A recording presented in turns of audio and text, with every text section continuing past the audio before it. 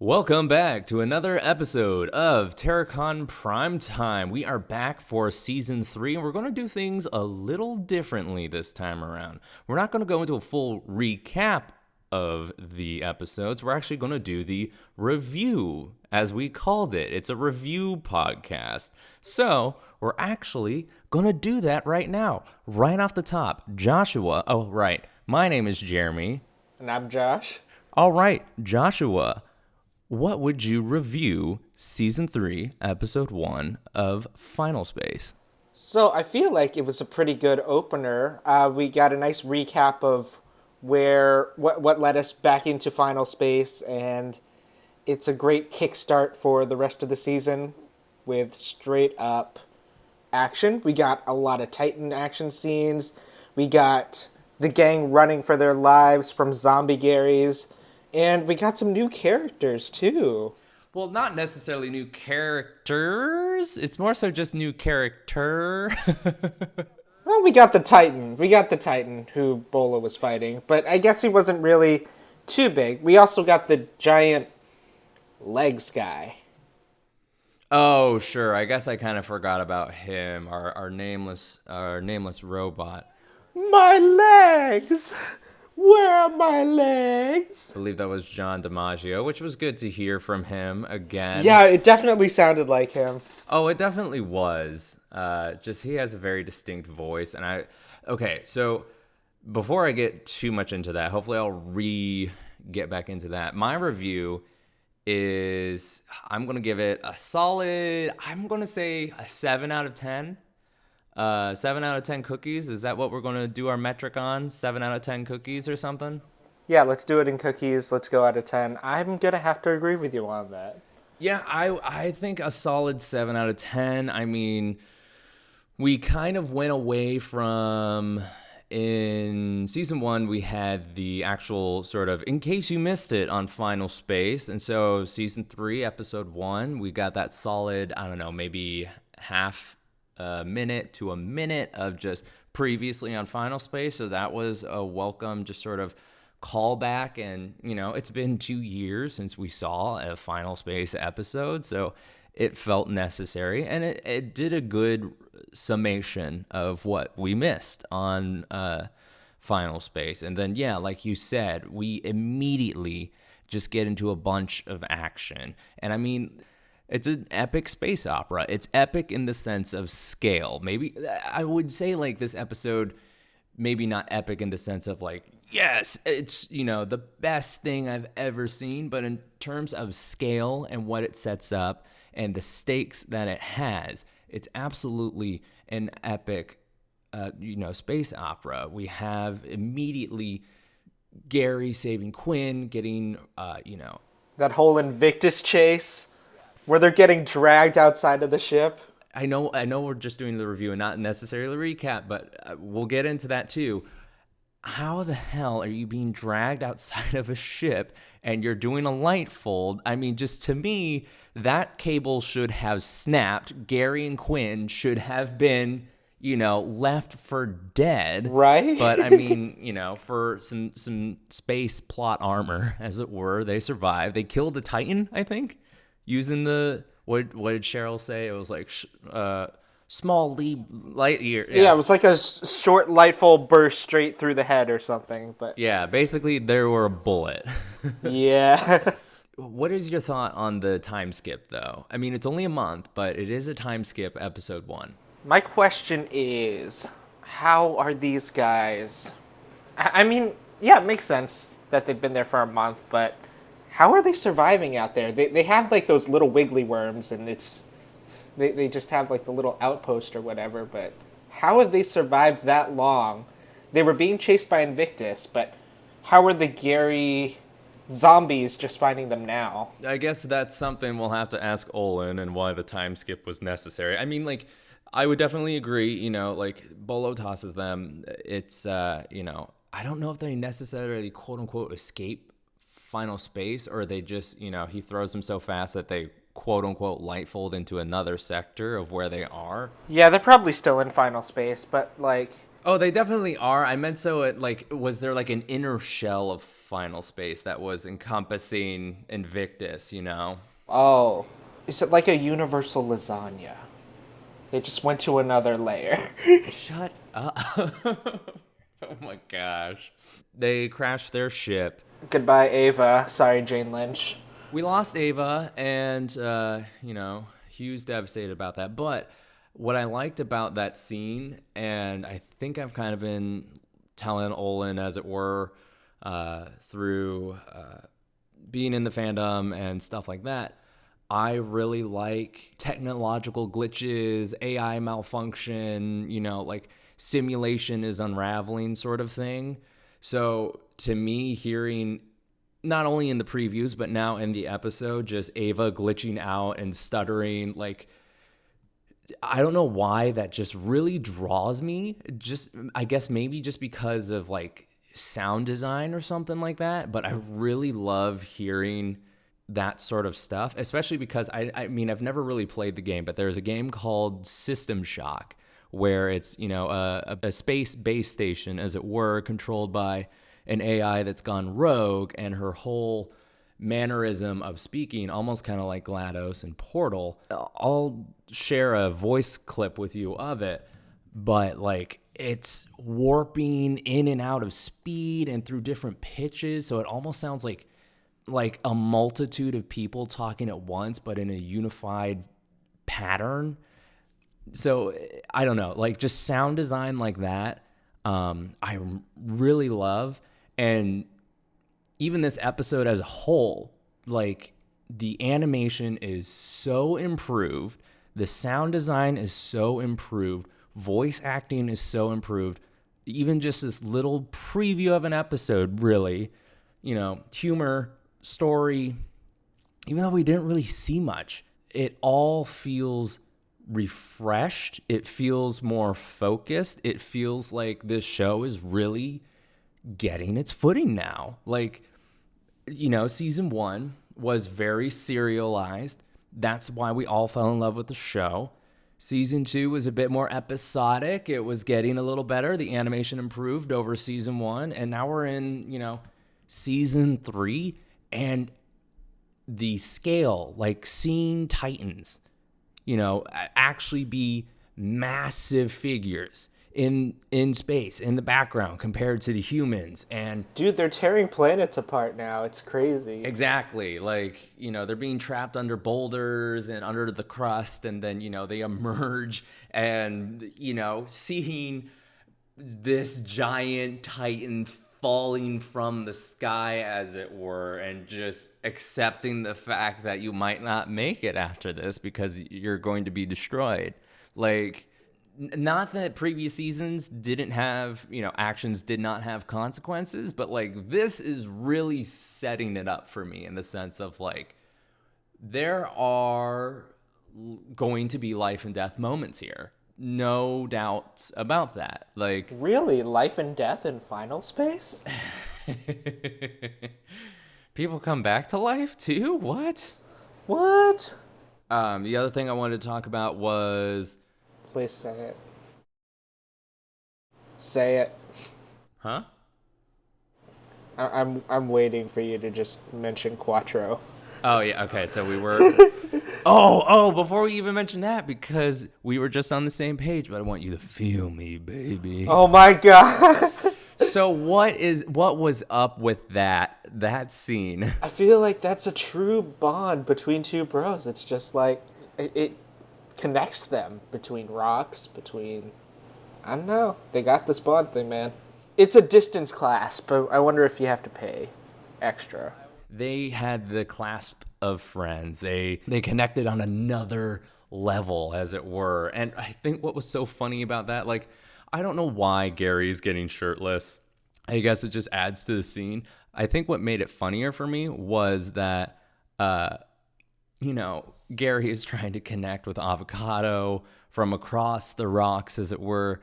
And Quinn is just so upset in the sense of like, don't you think that we have a bond like that? And Gary's just like, no. Nah, I don't think so. Yeah, she looks so hurt in the background. Like, we're supposed to be like, an item, I guess, as it were. Like, we're trying to discover, if we really work in a relationship, and just to learn that, like, yeah, no, we're not really close. This weird connection space between him and Avocado. Then why were they in a wheat field? I don't know. It looked straight out of like a commercial. Some cheesy sitcom where he's just in a wheat field shirtless with a manly cat. People are gonna jump on that. Absolutely. And like, that's, again, this is where I think it's playing into just the humor, not necessarily story-wise, but like humor-wise, absolutely funny scene for me, because it's this weird bro moment. It is absolutely fan service for us fans who want to see, maybe a Gary Avocado sort of thing, a bro moment or something more, like standing in a wheat field. But then the contrast of, like I said, Quinn not having the same thing with Gary, just the sort of other side of the mirror, as it were, or whatever, the opposite side of the coin. Very funny scene for me. And then pair that scene with a couple of scenes later, Tribor apparently is pregnant. Oops, it's the egg. It's coming. Like, the absolute disgust I had watching this scene. Because, like, season 2, we had a reverse birth alien thing with Clarence. And, like, that, like, sure, whatever at this point. Like, I experienced that. I thought it was funny just because I love Clarence. I think he was the funniest thing to happen in season 2. You would. You're a Clarence fanboy. Well, I like Conan. And so Clarence being voiced by Conan and just the way he was written, I thought was very good. I want to see more of Clarence. We'll see if he appears in season 3. I hope he does. Or at least in a future episode. I hope that, like, should the team squad escape final space, I want Clarence to be there with a welcome home Gary, party, because he missed him so much. That's what I want from the show. But getting back to Tribor being pregnant, this scene, like I said, actually disgusted me, because it just, I don't even know what that phobia or fear is, but just the uncorking, as it were, of the I don't even know if I want to call it birthing canal, birthing crevice. Between the shoulder pelvis. Yeah. Just the pus of it landing on Quinn's face. Like, it actually physically made me shudder watching this, which I don't think I've ever experienced in this show, or maybe even less so any other show that I've watched. I don't think I've ever actually physically shuddered at the idea of, like, secondhand pus, watching it land on somebody's face. It's just, like, I guess bravo to Olin and the crew writing this. I don't even know what to say at this point, but, like, congrats to actually physically making me just completely grossed out.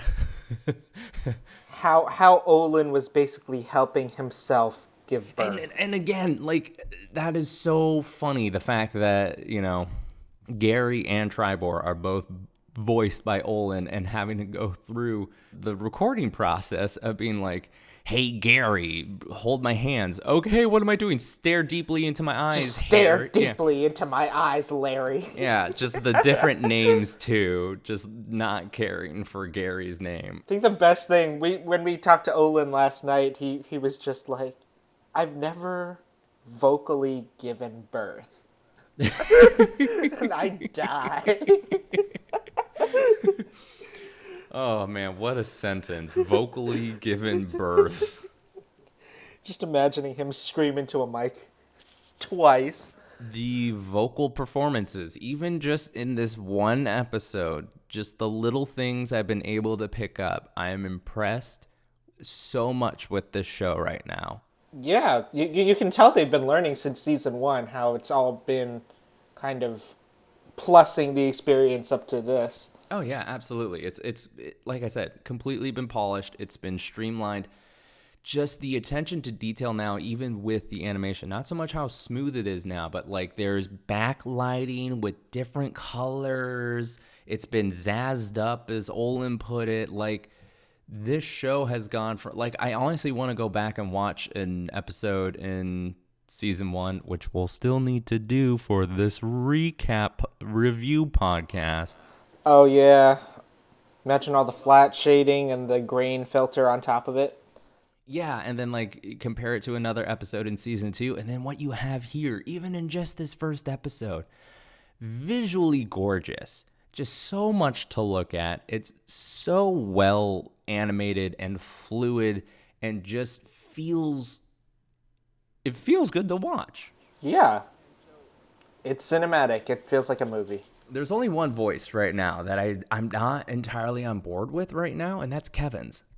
I just feel like he sounds different from season 1. I think they did a little more, either a little more vocal processing on his voice in season 1 and maybe in season 2, or Fred Armisen was trying to do more of a robotic voice or something in the previous seasons. Now it's just basically Fred Armisen being a robot instead of Fred Armisen pretending to be a robot. I don't know how to describe it. It's just like, delivery wise, it's just kind of, Fred Armisen just being like, hey, what? I'm a robot. Hey, not that he's a New Yorker like that or whatever, but just, I don't know. That is one critique that I do have. I don't think Kevin's voice is really, I guess, doing it for me. It doesn't sound quite as robotic as I think it used to sound, which, maybe that was a decision that the team decided to do. They maybe wanted it to sound a bit more natural, as it were. But I don't know. I that's the one thing I don't really necessarily like about this episode. Not that it detracts from the story. I'm just going to be vocal about it on Twitter. It's just sort of like I wonder what the decision was behind this. And, I think it should be done a little differently, but like that's such a minute detail, it's getting nitpicky. But like, that's really the only thing I have about this episode. Yeah, it felt like they were trying to put a lot of sets into motion. Especially now we have like the gang split up. We got Gary and Quinn and the robots. And then we don't know where the other guys are.